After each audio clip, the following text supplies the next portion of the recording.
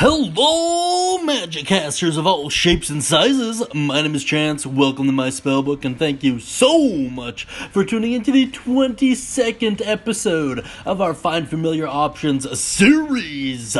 Before we get too far ahead, I just want to make a clear note that this channel is not intended for a child audience. That being said, this is the last true Pact of the Chain Familiar we're gonna be covering on this series, at least until Wizards comes out with a new one. Or if they do, I don't know if they will or not.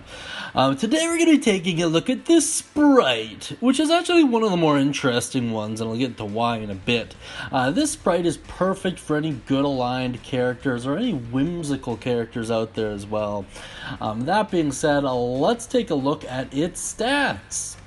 So they're counted as a tiny fae, and they are neutral good, which is pretty interesting. Even more so interesting is their AC. They have an AC of 15, which is not only the highest familiar we've covered, but it is also higher than most casters. Which is interesting, is because they have leather armor on, which is kind of cool when you think about it. At least kind of cool what it implies. They have 2 HP, which isn't that great, but I mean, they got a high AC to balance that out, so it's pretty good. They got a walk speed of 10 feet and a fly speed of 40, so they're going to be up in the air most of the time. When you look at their stats, it's pretty cool. So their strength is by far their weakness at a -4, which kind of makes sense when you think about it, but their dexterity is ungodly. It's a +4, man.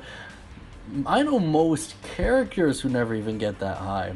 When you look at their skills, +3 to perception, which is super great, but even better is a +8 to stealth, which is just broken in my opinion, but whatever.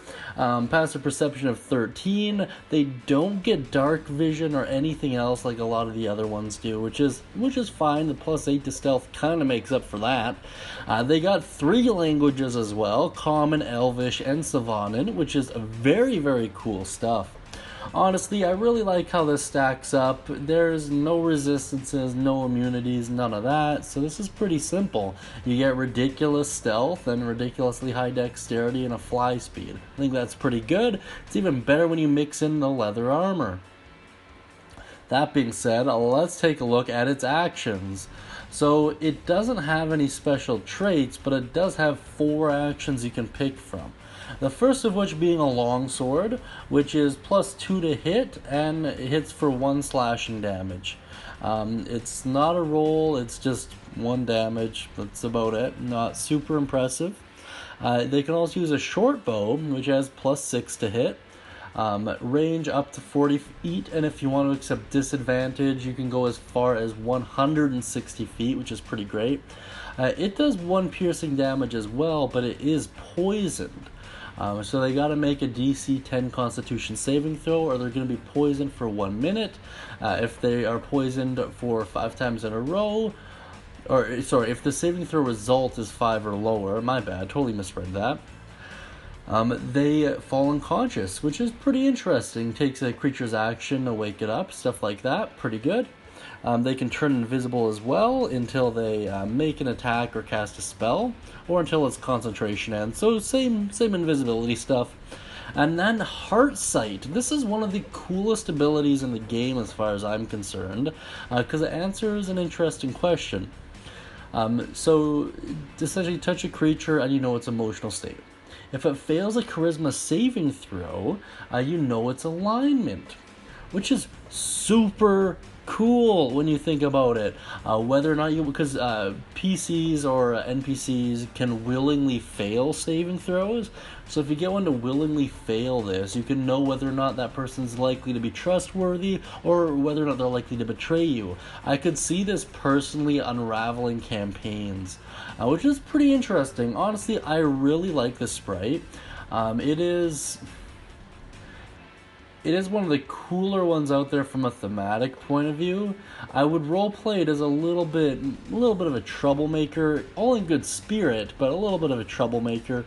What's interesting about the fact that it can wear leather armor as well is that because of that, it implies that it can actually wield enchanted leather armor.